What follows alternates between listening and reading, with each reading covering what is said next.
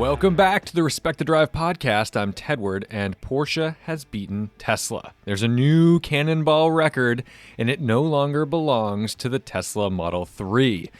The Porsche Taycan now reigns king. I have got Kyle, Timon, and Drew on the show today to talk about their run, which just took place less than a week ago. All right, I'll guess it was a week ago. But they've lifted the embargo. We can now talk about it. This is very exciting. So the beginning of this starts off getting to know these guys, what's going on. But honestly, the longer this conversation goes on, the more interesting it gets. And I had so much fun talking about this. You know, it's one thing to look at a typical gasoline or diesel powered Cannonball record. The speeds are sexy, everything's wild, but these like nuanced EV Cannonballs I think are really interesting to show the capabilities of the charging networks across the country, but also the shortcomings of the cars and those networks, because what better way to show that EVs aren't quite there yet than a time that's nearly 20 hours longer to travel this country. What's even more impressive is that they did this in the winter. Cold weather is not a friend of electric vehicle range. And these wet, salty roads are certainly not good for the longevity of your car. So that's why my M5 is up at Garage 42 in Woburn, Massachusetts, living the good life in a temperature-controlled, secure facility so it can last me forever, or until the values are so great, maybe, who knows, that I can sell it for a healthy profit. But shout out to Garage 42 in Woburn, Massachusetts. So, without further ado, let's just get into it. Let's talk about some Cannonball.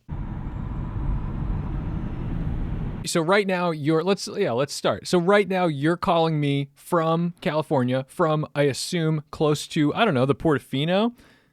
Actually, we're up in near Pasadena because we were having some fun with cars in Angeles Crest. And how did you arrive to California? In what vehicle and how quickly and from where? Right. Well, that's the thing. We haven't really said it yet. So it's kind of weird to talk about it for the first time. Timon, why don't you tell everyone what we did and our time? Okay, we took a Porsche Taycan 4S from Red Ball Garage to Portofino in 44 hours, 25 minutes, and 59 seconds. That is bananas. So introduce yourselves first, because I see Kyle, who we know, we've had you on the show before with the Tesla. Now we're in Porsche territory. So who are these other two fellas? Right. So Timon's a good friend of mine for years. Works with Out of Spec now, which is our media company. And Timon, introduce yourself. What do you do, and why did you go on a Cannonball run with us? Well, I now live with Kyle in Colorado, and the last Cannonball he did, I was quite jealous that I didn't get an invite. And the first time he brought it up about doing it, I was like, I'm down. I'm 100% going.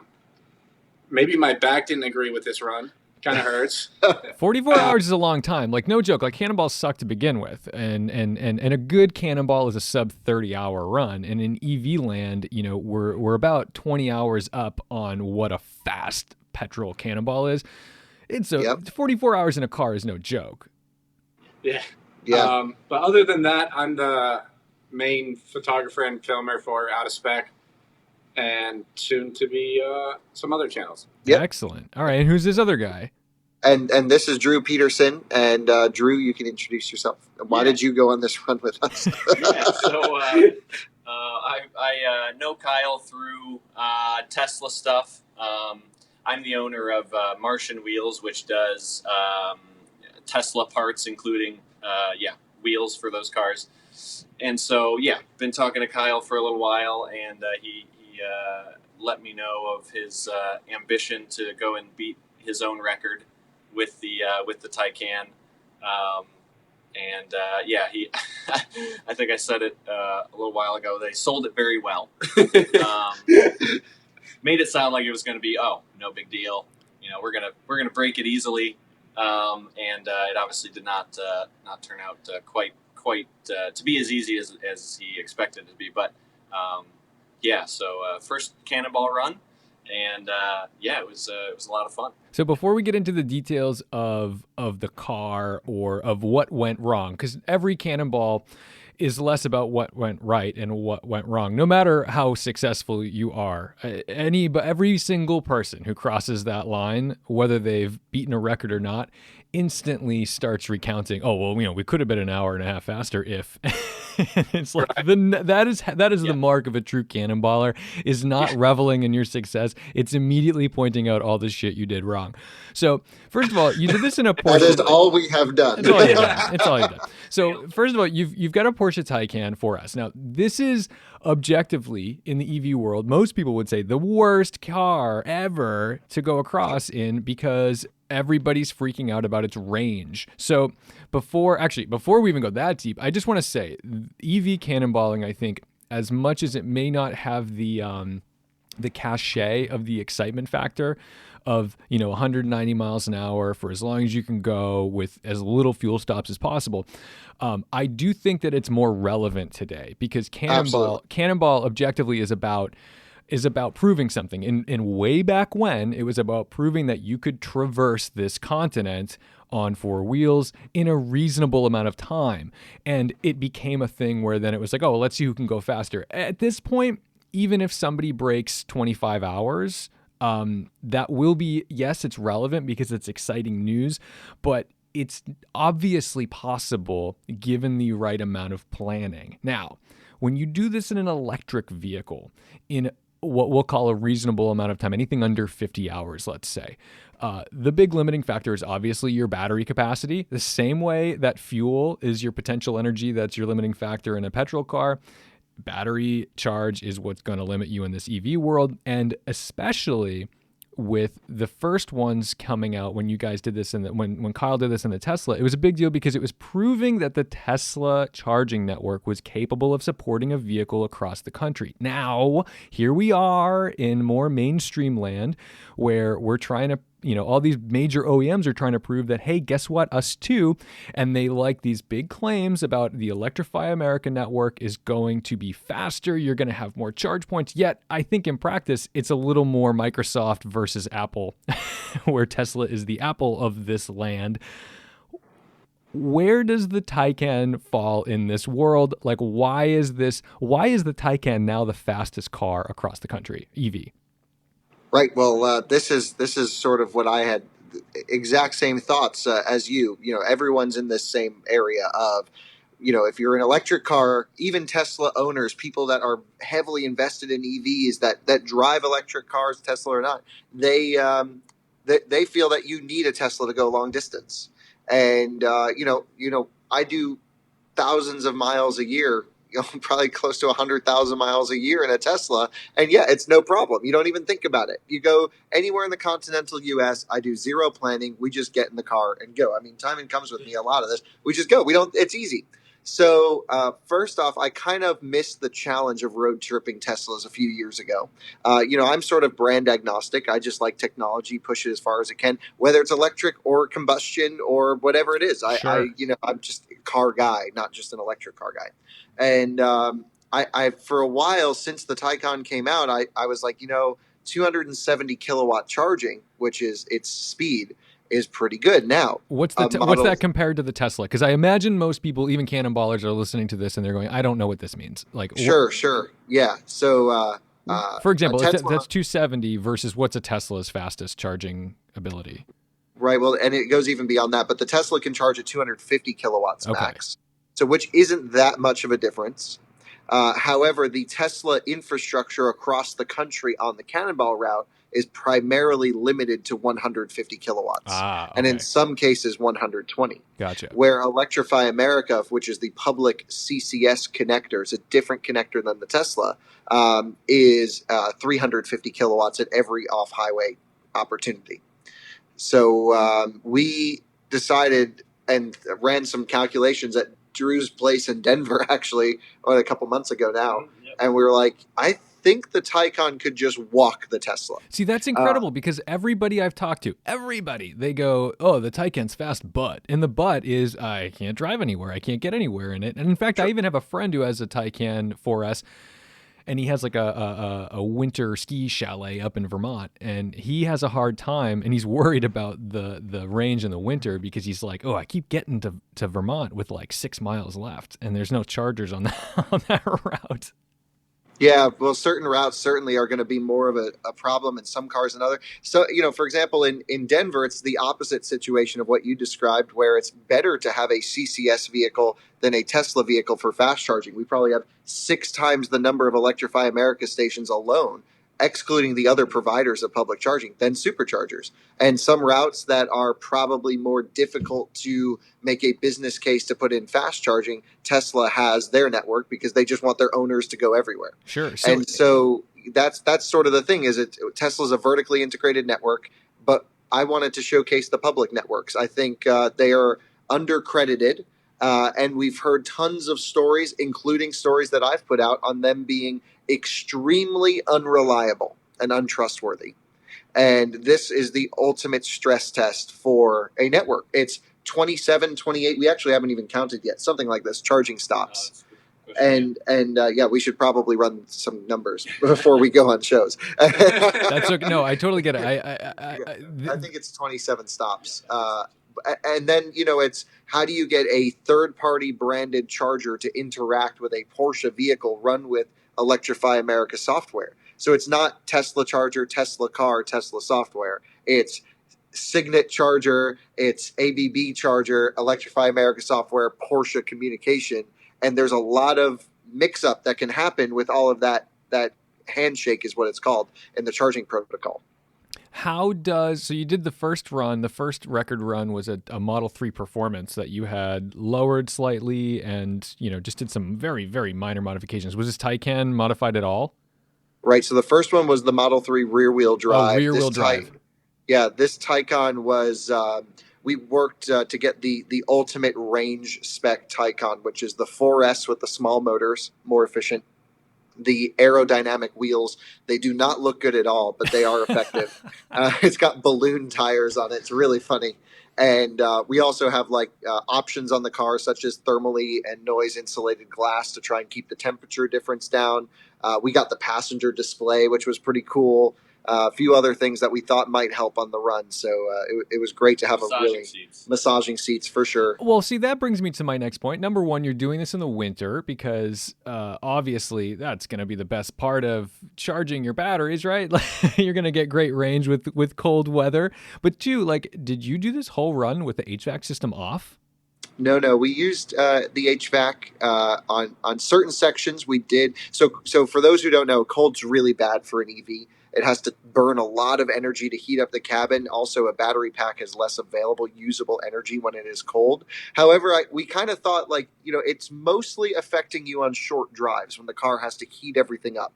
Okay. However, on a long drive across the country, once the battery's warm, there's a lot of thermal mass. I mean, that's like a 1,200-pound battery pack. So we said, all right, well, after a couple fast charges, and we'll make sure it's warm before we leave, it should just stay warm. And we'll get into more of the technical side, but it actually probably worked to our benefit, at least from the battery pack temperature side, that it was cold out. And the temperature was fine. We typically kept the HVAC system around 65 to 68 degrees in the car, although some stretches were off. We did pack blankets just in case. Because we had some really bad problems, not only with our car, but with the charging infrastructure ahead of the drive that really had us worried. What are the speeds that you typically carry when you do an EV Cannonball? Because in a petrol Cannonball, a gasoline Cannonball, the idea is pretty much to make your fuel strategy match the car. So you put as much fuel in a fast car so you can go faster, which in turn, obviously, you burn more fuel because you're going fast and pushing more air and all that good stuff. So with an EV, is it the same strategy, like go as fast as you can go? Or do you think because I know that this much wind resistance is going to limit me to this point, I need to be only going 110 versus 125 or whatever? Yeah, it's very very dependent on basically how efficient the car is, and also how what the distance is between chargers. Right. So you tailor your driving based on the distance to the next charger. Each leg is its own leg that we drive completely differently from the one before. And unlike a Cannonball that I might oversee, you don't have options, right? I mean, you're like, that's the Charger in most cases. Like, that's the there one. were some backups. Kyle did a lot of pre-planning for both elevation change, things like that, and backups for potential Plan B Chargers. All right. But if we roll into a Charger dead and it didn't work, a lot of those backups were like Too far away. halfway points, like 40, 50, 60 miles away. It just wasn't an option. So We what just had are to the get that there's no perfect. there's no police listening to this. So what are the speeds? How fast do you go in a Porsche Taycan when you drive it across the country as fast as you can go? Well, the slowest stretches, Timon actually took on. You drove some fast stretches too, but you really took on one of the most treacherous stretches, which was really cold temperatures. We're talking single digits. Not so much wind, which was good. And this is through like Nebraska. So like how fast were you averaging? Because Drew and I were passed out. Yeah, it was between either 80. It was mostly 85 to 105 were the speeds for the longest stretches and the coldest weather. That's not bad. That's like a respectable thing you can talk about. Yeah. Yeah. Like every time I've talked, all the Cannonballers I talk to, it's like, okay, so like, what did you do? And it's like, well, I'm not going to say who was driving and I'm not going to say where. And if you show the video, it better only show the outside view without a single hand on that steering wheel so you can even tell what color the skin was on it. Like, I mean, they're doing like Sure. 192 miles an hour and they'll just hold like 180. So this is interesting because you're able to, I mean, at this point, the EV game is more at this like 100 to 110 level. What do you think Yes. the max speed was of the run? Were there any sprints that you'd get up to 150? I mean, I don't know what a Taycan's limited to. We won't say who was driving and where, but we did do 160 miles per hour, which was just about maxing it out. It kind of shut off at 160. Yeah, and I'd Just imagine as that's that about number. when you're like, oh, well, we're very comfortably going to make the next Charger. Sure. And just send it. Actually, Well. someone may have not been paying attention during that particular stretch, and we had to go slow after that. So, yeah, you hurry up and wait. Exactly. Oh my God, that's brutal. All right, so here's the hallmark of a great Cannonball. You have everything worked out. You've got your paperwork together. You know where you're going, like checkpoint to checkpoint. What went wrong? What were the big things that you were like, oh my God, like this is not what we expected? Well, this is really the big thing for us, which was we'll just hit it all at once really quick. Originally, before we left on the run, I picked up the car in Florida and drove it up to New York, and it was just by myself. And I was like, all right, well, let's just figure out this particular spec. I've driven Taycan before. Let's see how it drives at speed, and let's go. So I picked up the car and I pulled up to our first Charger, literally the first Charger on the trip, and I couldn't get it to work. And I'm like, Good. Oh, yeah. good. So I'm like, we're off to a great start here. And this was an Electrify America capped at 150 kilowatt station. And what was happening was, I can get pretty nerdy about EVs, but I'll dumb it down. The Taycan was asking for as much power as it could possibly take because I had the battery hot and we were at low state of charge. And the Charger was a 150 kilowatt charger, but it didn't know how to tell the Taycan, I can only give you 150. Oh, so it's And saying like, so- give me 175 or whatever Yeah, it is. and so the Taycan was like, great, give me 270. So the 270. Charger was ramping up 180, 190, and then it would say like it would fault. It's like I can't give you any more. I have to shut down. Oh my God. And I kept running into this problem over and over. So this is a communication protocol issue between the car and the Charger. It's actually not the Charger's fault. It's the car's fault for sending the wrong signal to the Charger. The Charger probably sent the signal and said, hey, I can only give you 150. And the car said, great, give me 270. So because the car is the master in the charging session. Right, and The car controls it. and these computers are just not negotiating with each other. Right. It's like, well, and the crazy thing for me is, first charging session, and it's like Electrify America, Porsche, which one's the issue? But at the end of the day, it's both Volkswagen Group because they make the car and they're running the Chargers. I'm comfortable. And I'm like, I'm comfortable blaming Volkswagen. That's fine. right. Well, like as far as I'm concerned, it's just like I'm using all Volkswagen stuff and it's not working. So, that's the first set stretch. So then I go up to the second. I'm like, okay, now I have another issue with a 350 kilowatt charger. Now overcharging the Taycan. The Taycan said, give me 270. The Charger said, here's 320. And the Taycan said, I can't take that much. Yeah. Okay. So how do you work that out? I mean, that like immediately you're like, this is not good. You can't just like start programming things.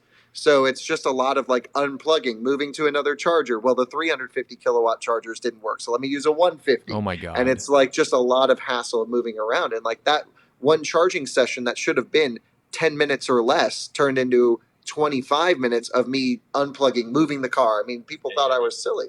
Each transition and that, minute to minute and a half handshake. Yeah, because when you first plug in the car, it's not like it starts charging right away. It has to do that conversation. Hi, I'm a Porsche. Hi, I'm a Charger. Here's how much power I want. So essentially, that takes time. You have to play the game of unplugging and replugging in your router because it's wonky. Like the whole way across the country, there's no solution to this.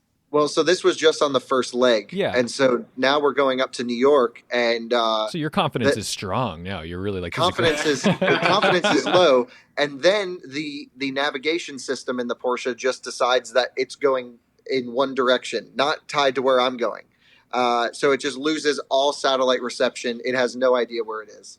And so we're like, okay, now we're down a GPS unit in the car. Oh my God. And not that we needed it for routing purposes, but the reason that helps you, right? Because it will be like, oh, I need to go to this next charger. So it's like helping you route to the next charger, right? Yeah, not only just that, but it's also while it's routing to that charger, it will warm up the battery pack for us. So it knows it's going to be jammed with 270 kilowatts of power. So it has to heat up the battery pack on the way. It's called en route preconditioning. And so we really need, the batteries are so thermal dependent on charging speeds that we needed a red hot battery every charging session. And we knew it was going to be cold. So we were starting to get a little worried there.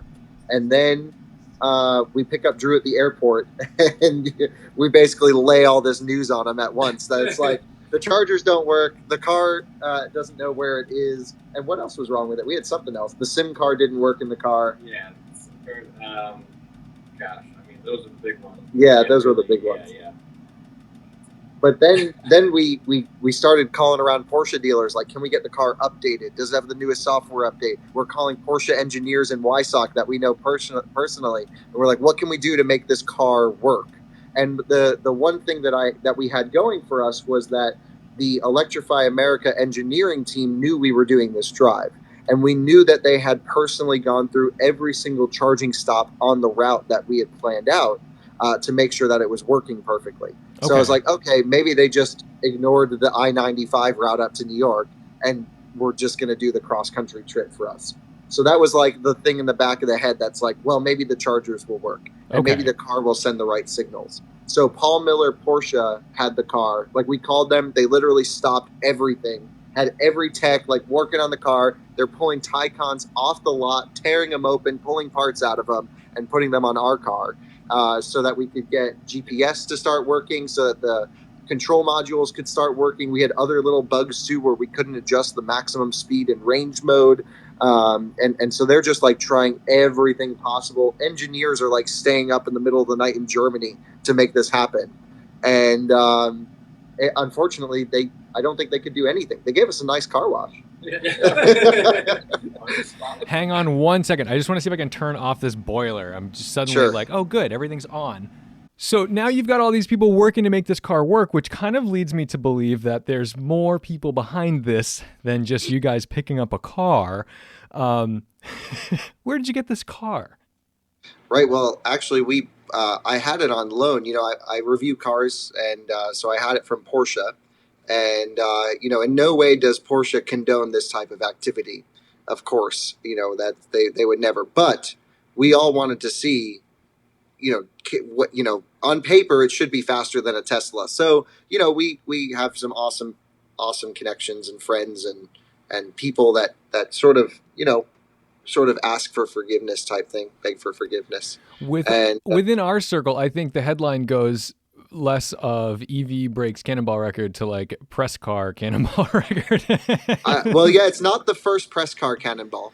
There was a group that did it in an Audi e-tron last year, but in like 60 something hours. Yeah, those are cute. Those are like cute records where it's like we're gonna do it, and they like get 5 people together, and half the footage is done in the daytime because they're all just like, oh, we're nice and rested, and I took a small shower at this truck stop, and yeah, no, this is the real deal. You guys are actually going for it.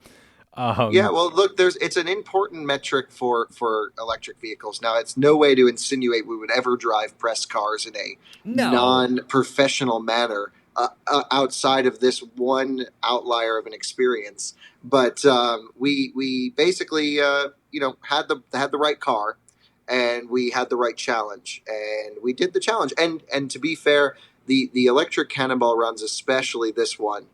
First off, I believe it was the most complicated run in terms of maths and individual legs that we've ever had to do. And I also think it's not really about speed. It's not about driving fast. It's all about pushing the networks. It's a technology showcase using a method that people are comfortable in understanding, New York to LA, more than look how fast we drove on XYZ road. Well, and the fact that you're able to say the Taycan can in fact drive across the country, regardless of the time, just the fact that you're doing this on public networks is huge. Sure. What does it look like when you go to an Electrify America station? Like, I know what a Tesla charger looks like, and I've only had like the impossible luxury of doing it in like the grandfathered in Tesla Model S's, where I go in and it's free and it's like, oh, haha, just plug it in and everything's fine. Like, what do you do? Because I know the big thing when anybody does this in like a gas car, Cannonball, the biggest fear is that your credit card gets declined at the pump. So what does that look like for you guys? Yeah, Drew. That's well, you need a subscription basically an account for Electrify America. So that same exact thing could happen. Your card could decline. Beyond that, so what does it look coming to? Yeah, if you're pulling in, like let's say you're pulling in right now, like what's the procedure? Mm-hmm.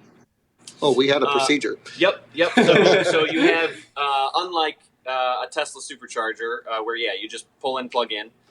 This you need an app, and you need to open that app, go to the correct charger, and basically initiate charging.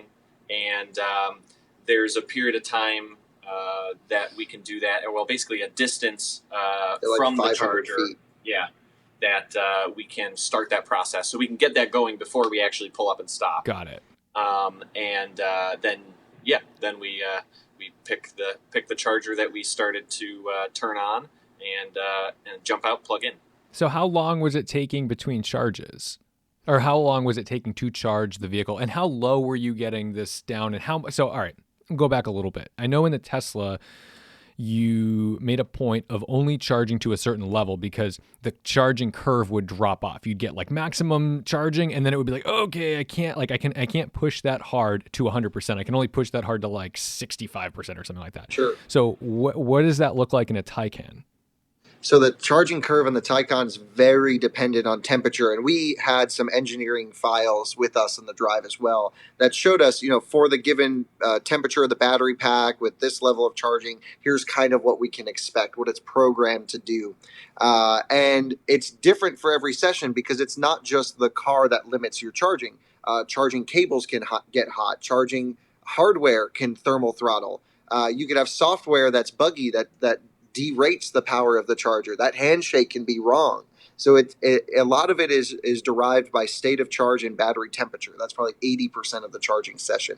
But other things, like sometimes chargers just don't give you max power, and it's hard to say when and why and how. And a lot of moving around. Then we'd have to weigh the options. Okay, we're getting 180 kilowatts. Do we unplug and go to the other 350 kilowatt charger, which involves unplugging, moving the car, pulling up, activating the charger, waiting for them to talk to each other just to maybe see if we can get 250 kilowatts. And a lot of that compromise we had because many of the chargers for the first 60% of the trip, we did not get maximum speed of the car. Whether it was temperature related, software related, Electrify America uses different brands of chargers across the country. We had particular issues with one brand of chargers talking to the Porsche correctly, and we really got worried that we were falling behind schedule.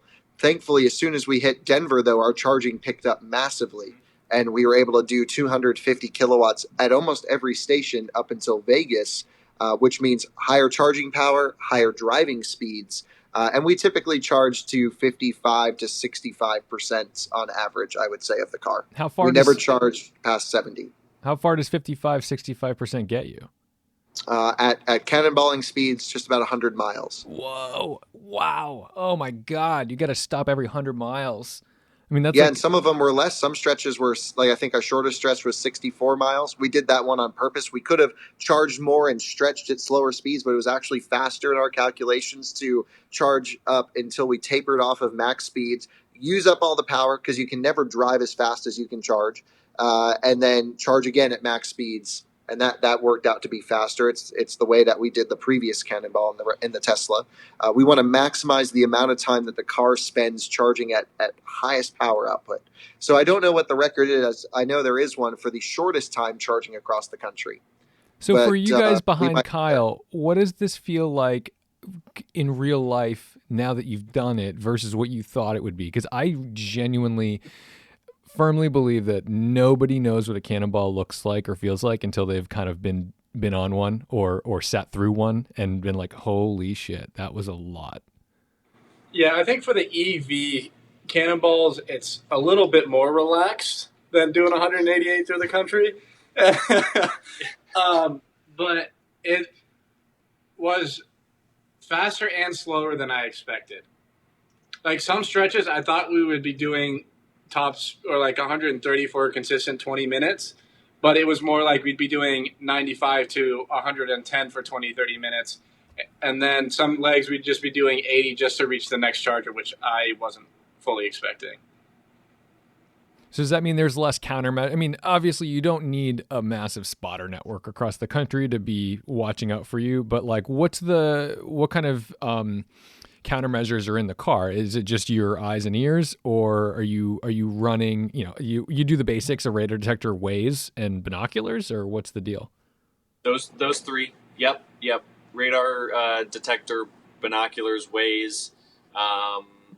Yeah, that's pretty much it. We did have some spotters. So yeah, some people that we met at chargers, and then they would drive the route ahead of us, and we'd just be in communication with them for any potential hazards.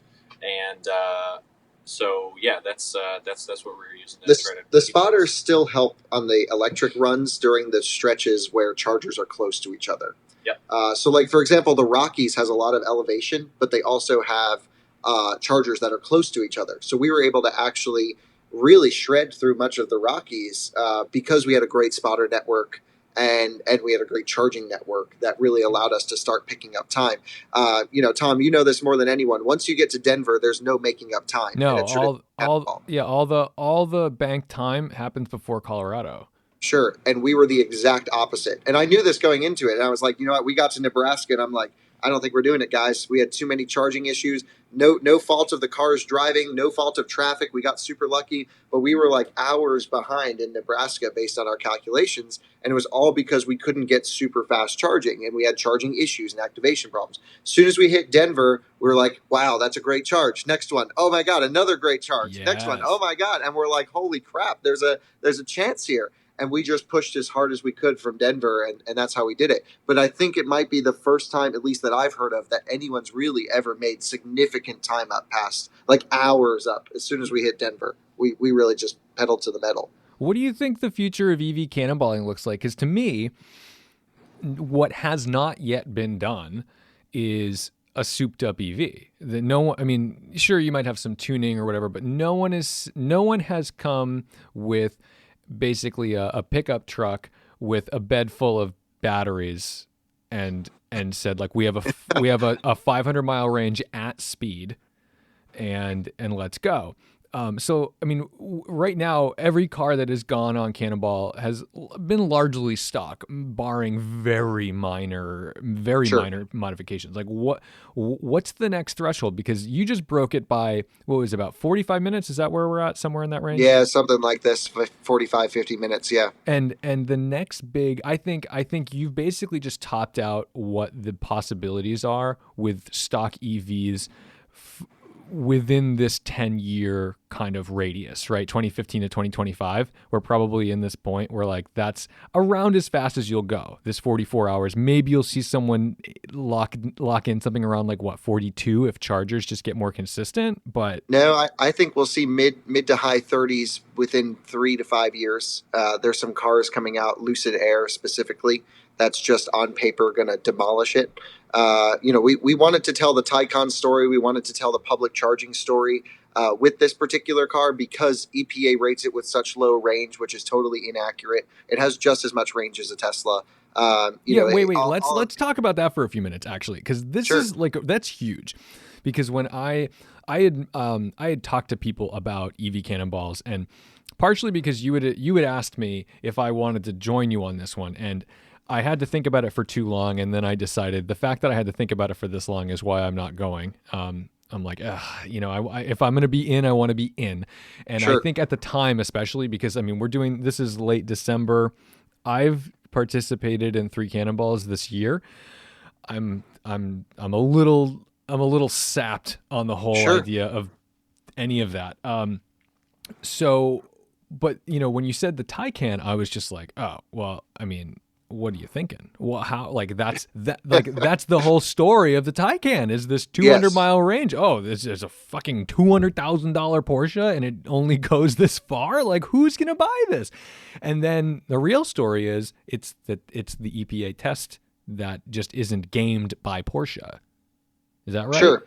Yeah, well, there's certain things. So, like, Teslas are optimized for EPA testing, no question.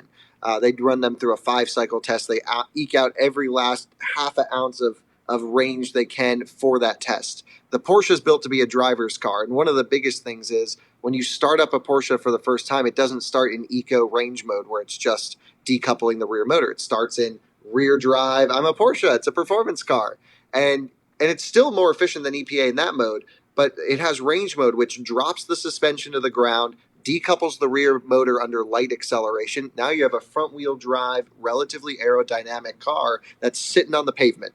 And we had the aerodynamic wheels. We bumped the tire pressure up to like 50 psi. So like basically the things that you quote modified on your 3, you can do with a button because you're like, oh, drop Yes. the car, Yes, absolutely. Everything that we did on the 3, which was aero wheels and lowering suspension for the most part, the Taycan's fully adjustable. So that was huge.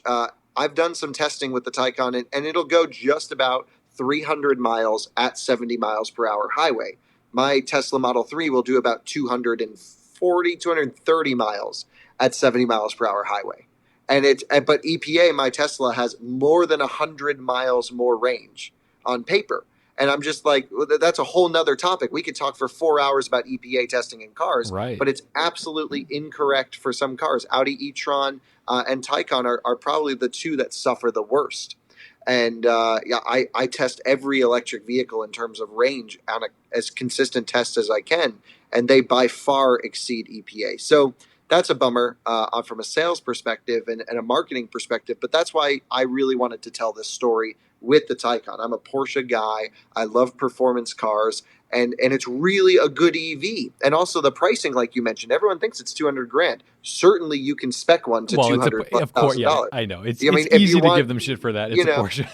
Yeah, if you want turn signals and a rear windshield wiper, you're into this thing for crazy amount of money. However, our spec, which would I say ultimate luxury old man road trip spec, gray tan interior, like $7,000 leather interior, like all the stuff. It was $143 near as makes no difference, and you can now get them under pretty much $100,000 or just under for some of the rear wheel drive models that are going to be pouring into the U.S. soon. Sure. So it's really a kind of a lot of car for the money if you get a base one.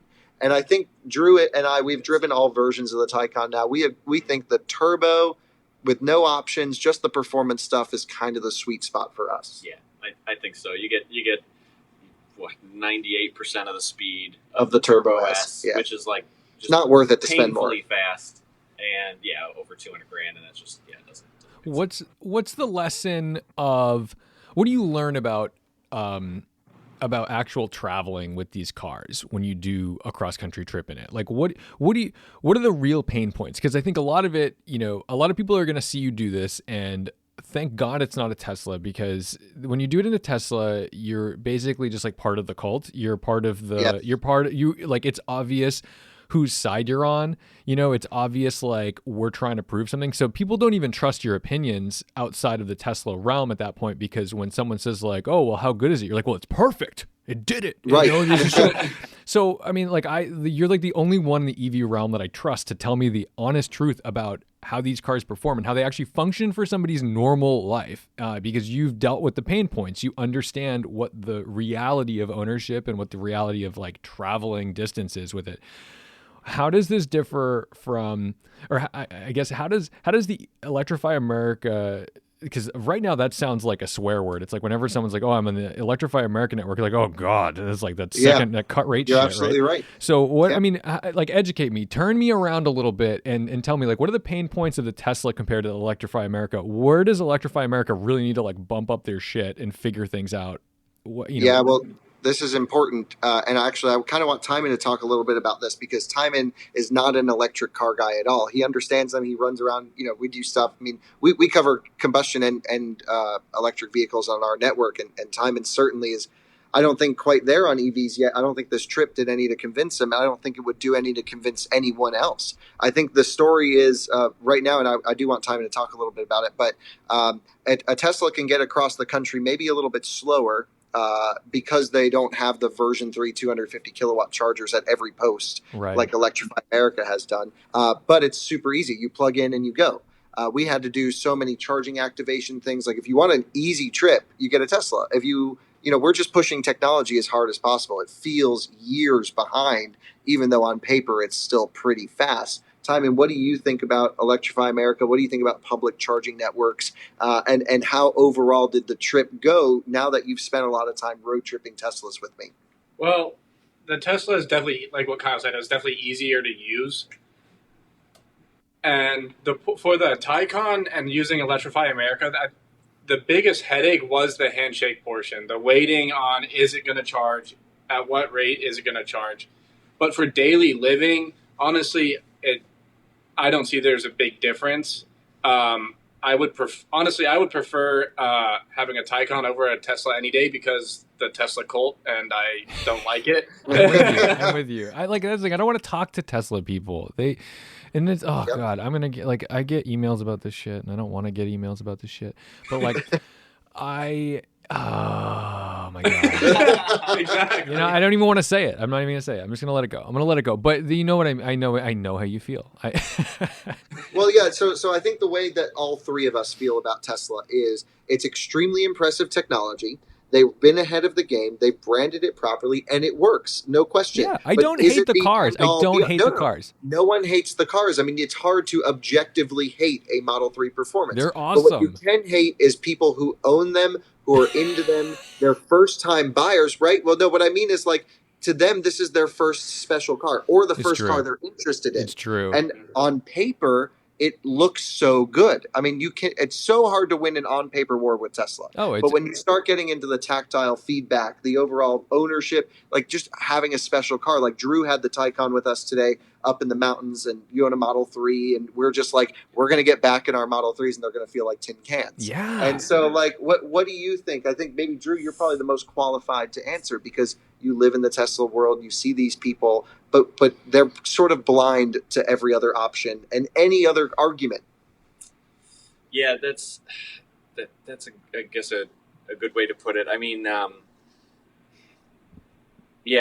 so I also have a lot of experience with some of the highest end cars in the world, and yet I own a Tesla too. So I understand where there's some cost cutting done in the Teslas, and where for they've sure got fairly low quality parts in certain areas.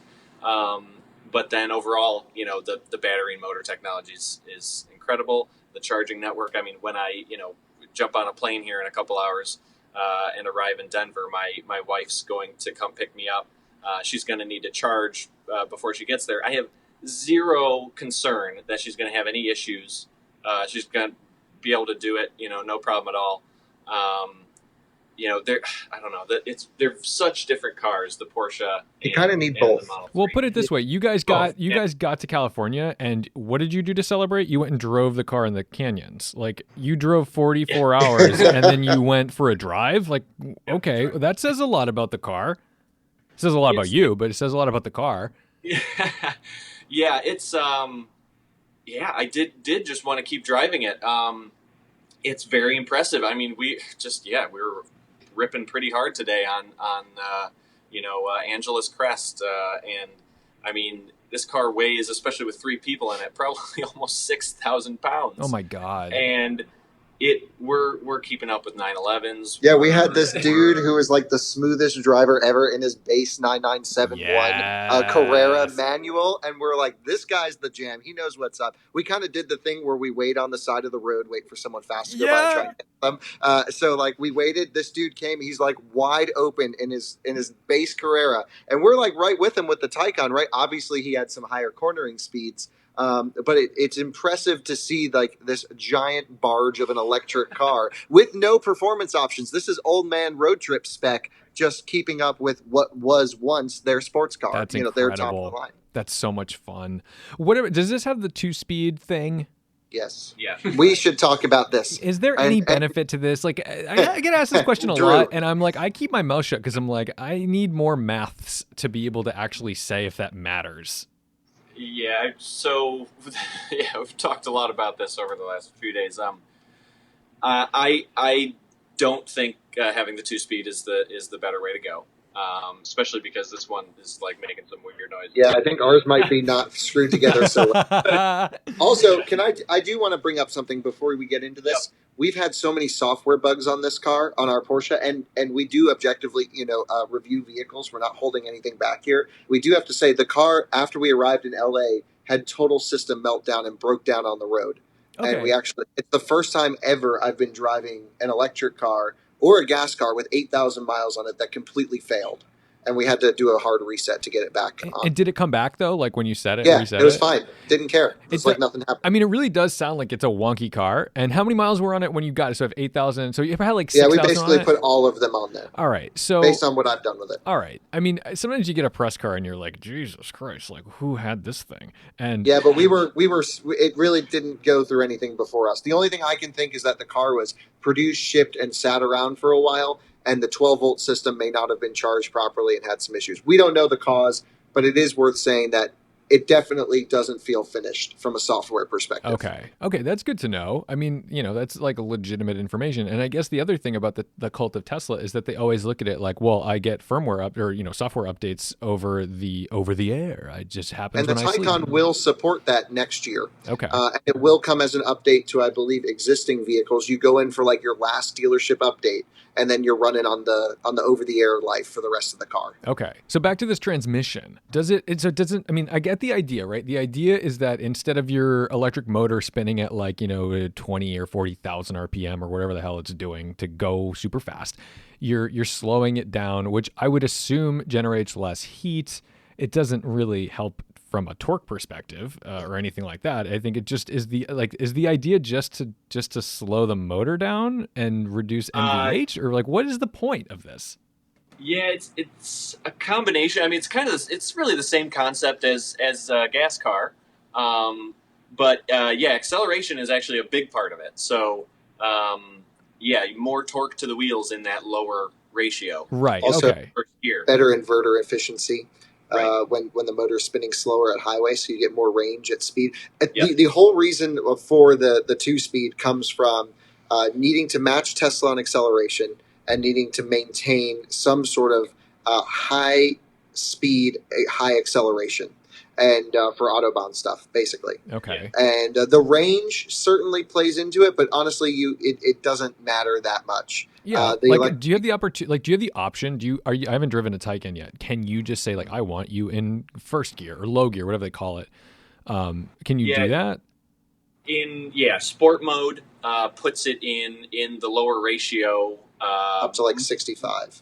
Yeah. Okay. So more often in your But on the modes. highway, what we did was we ran the car in range mode which decouples the rear drive unit. So it's actually just not even connected to the rear wheels. Okay. And we were front wheel drive all the way up to 94 miles an hour, which then it couples back up. It rev matches, then closes the clutches onto the rear drive unit. And that process, sometimes it got confused. See, it just seems like this added nightmare of complexity in a car that the Yeah. whole point. I mean, the thing is, Yeah. to me, every time I do an oil change, I go, I got to buy a fucking Tesla, because I love the idea of essentially zero maintenance. I love that there's no transmission. There's just motor, and, the connection points, right? That's it.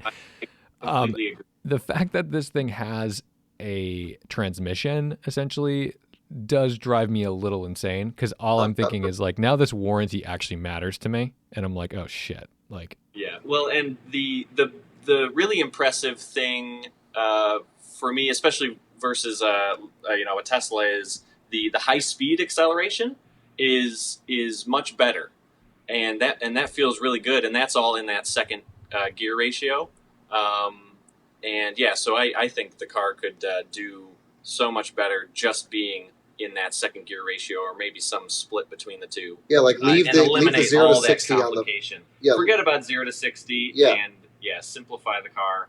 The noises when it. Yeah, so timing can speak, but we had to do a lot of, again, especially early on in the trip, we mentioned we had a ton of charging issues. So we had to do a lot of, let's move the car from this charger to this charger to this charger. Sure. And Timon was doing a lot of that, and he was also outside. But what's it like when you just maneuver the car in tight spaces? It goes, okay, let me put it in reverse.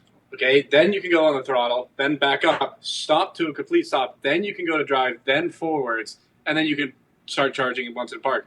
But you have to come to a complete stop. You can't smoothly go from like reverse to drive to then a seamless.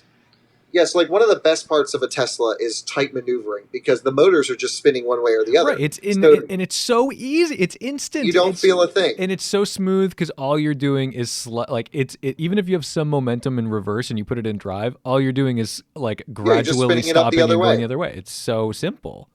Yeah, but the Taycan is like clunk, clank, clink, clunk, clunk, clink, clink, clink. And it's just like things are shaking, and then sometimes it gets confused, and then you get a boom. And we're like, holy crap, did we just break this thing? Wouldn't be a Porsche if it didn't sound broken. Porsches, if they don't sound broken, it is. There you go. That's absolutely every time right. you get into 911, I get phone calls like, there's a lot of chatter when I'm sitting at idle. I'm like, yeah, that's everything happening. I'm like, if you don't hear that, you're not going anywhere. You should call a tow truck. All right. I guess so that was annoying. My last question, what does this mean for Tesla? I mean, this to me says, whoa, like we've got something else going on here. Well, first off, I think it does a lot for public perception. Again, we don't know what it'll be because we haven't told anyone yet. Again, you are the first. So we really do believe that people are blind to what's happening in the industry. Every automaker is going towards electric. I mean, they sort of have to, just with the way everything's going. They are not approaching the problem in the same way Tesla is. And that's not to say it's wrong. It's just different. So this is the first real showcase on a stress test of public networks, and probably, at least on sale today before the Lucid comes out, the best road tripping electric vehicle. And what it means for Tesla is really nothing. They'll upgrade the version 2 chargers to version 3s eventually along the route, and then we'll let the races go. It'll be Tesla Roadster versus Lucid Air. Then it'll be like, oh my God, can the Tesla Semi do 1,000 miles on a charge? Maybe that's the answer. Like, who knows, right? So it's just going to be sort of Tesla versus everyone else, like you said, Apple and Windows. But at least we wanted to give the others, everyone other than Tesla, a fighting chance here. And to just wake people up, be like, hey, look, there's millions and hundreds of millions of dollars of infrastructure that has gone in to support a drive like this, to support daily living with a non-Tesla electric vehicle, that if you ask any Model 3 owner off the street, they're like, oh, well, good luck getting your Bolt to, down the street. I don't know. They're like, where are you going to charge it? Well, hopefully this at least opens people's eyes to look a little more. That's my main personal motivation here. But the runs going forward are going to be Tesla versus everything. Do you find it's an issue, or it's really like closed-minded and obnoxiously corporate to make it a closed ecosystem, and us versus them proposition where at this point, unless you have an Electrify America charge point in the same location as a Tesla charge point, like let's say let's say you're married and your wife wants a Model 3 and you want a Taycan, and you guys go on a road trip together because you're moving or you're doing something. You need 2 cars. You got the whole family. You don't have an RV. You know you're bringing 2 cars. Like, is it I mean, I can do that in 2 gas cars, and I know we can stop at the same places. We can get gas at the same places. I mean, do you think this is really obnoxious, or what does the future look like with cars? Because I mean, no matter what we drive, we can all go on a road trip together. The 4 of us could all get in our petrol cars and go drive on a road trip and go to the tail of the dragon and get gas and not think about it. But if we all have different charging types of cars in EV land, I mean, are we even friends anymore? Is this like, is this you're like absolutely right. Is this like an iPhone where you're like, oh, I only talk to my blue friends because they're easier to text than my green friends? The answer is yes. Also, anyway, Okay. No. So this is an incredibly important point. And we just experienced this. I just drove an i3 across the country from North Carolina to Denver during a move, and my girlfriend drove my Tesla, and we did not really see each other. And you're absolutely right. But here's the deal. Tesla spent the money to put in their charging infrastructure, and Tesla owners are expecting it. I think, actually, I'm not in the camp that thinks they should open that up to everyone. I'm in the camp that thinks we need a really good public network, which also includes allowing Teslas to charge at wherever they want. So I think rather than letting everyone else charge at Tesla, let Tesla charge everywhere else. And the answer is already here. We have a CHAdeMO adapter. It's limited to very low speeds. Your audience has heard us talk 270 kilowatt, 250. This is limited to 50 on a good day. However, there are CCS, which is the common standard like the Taycan uses. It will be the standard in the country and most of the world except for China and Japan. CCS is what we use. And there will be a CCS to Tesla adapter supported by Tesla. Right now, there's a third-party solution that's kind of janky, but Tesla will have to support it at some point, I truly believe. And, from a public charging network, the more people that use them, the more chargers we'll have, because there's no business case right now to install DC fast charging. It's a lose-lose. The only reason Electrify America is there is because it's Dieselgate punishment. It's not because they said, oh, we're going to make a ton of money and put this network in. No, they're losing a ton of money. There's no way to make money on DC charging. And, that will change over the next few years as equipment costs come down, as permitting costs come down and timelines. But really, the answer is we need as many people using the public network as possible. And that's what the Tesla to CCS adapter. Do you think there's a difference in, so you've personally probably visited more charging stations than nearly anyone in the world. And you haven't thought about that, have you?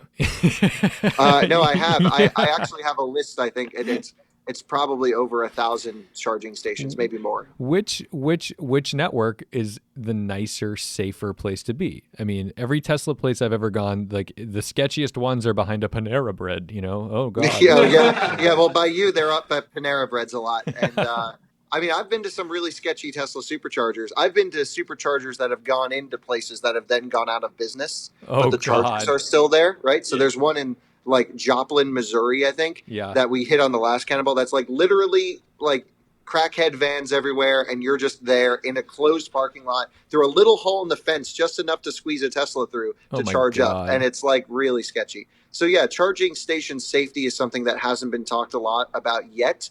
There's no good solutions right now, but it's an area that needs more focus, such as like what happens when someone comes up to your car, for example. Can you unplug and go? You need to physically get out of your car, pull the charging port. Yeah, I want to drive away. There's nothing you can do. And the car won't let you turn it on when it's charging. Right. And so these we are giving all kinds of nasty criminals ideas here. Like, hey, guess what? Let's hope you have a good audience. But no, this needs more focus.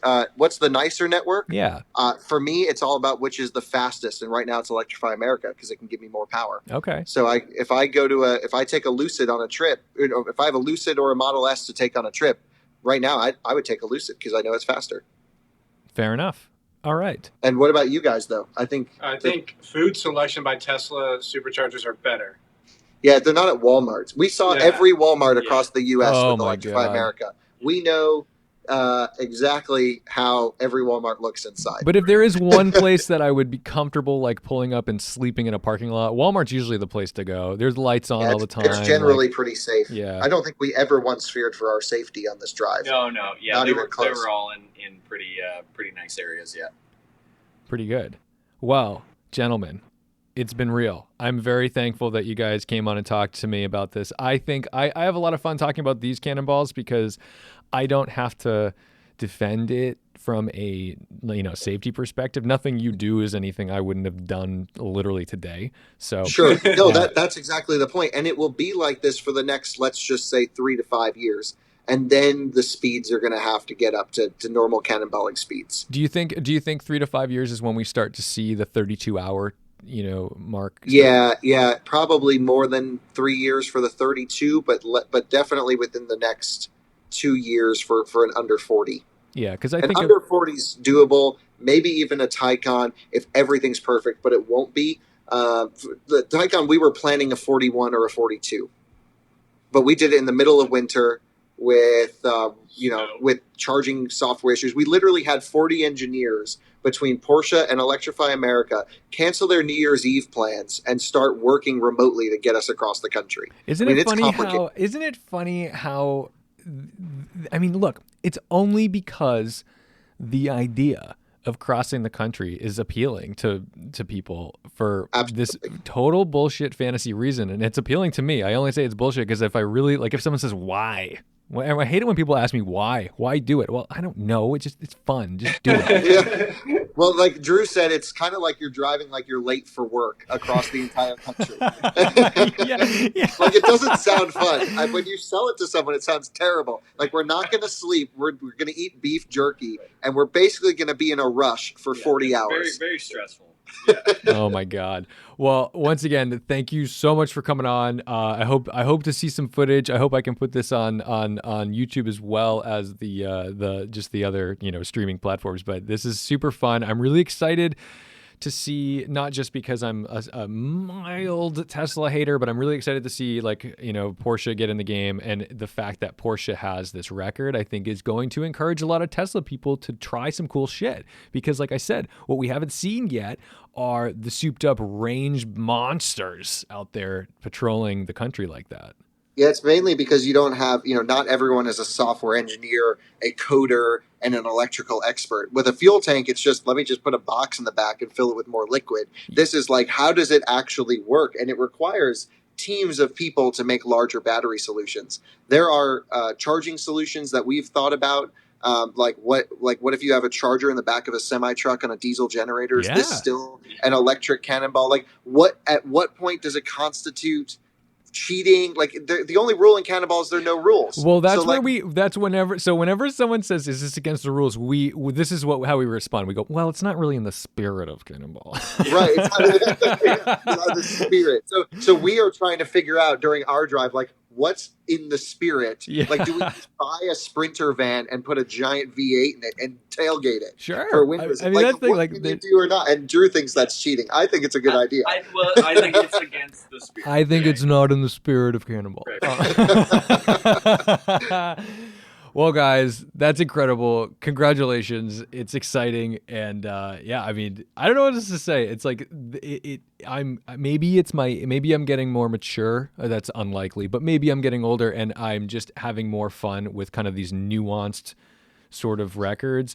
But when someone comes to me and tells me they did it in 24 hours or 23 and a half hours in, we put 150 gallons of fuel in this ute and went across the country. Yeah. I'm going to go, oh my God, I can't believe nobody died. And that's coming from right. me. Yeah. Well, that's the thing. Yeah. At no point did we ever feel that we gravely endangered anyone.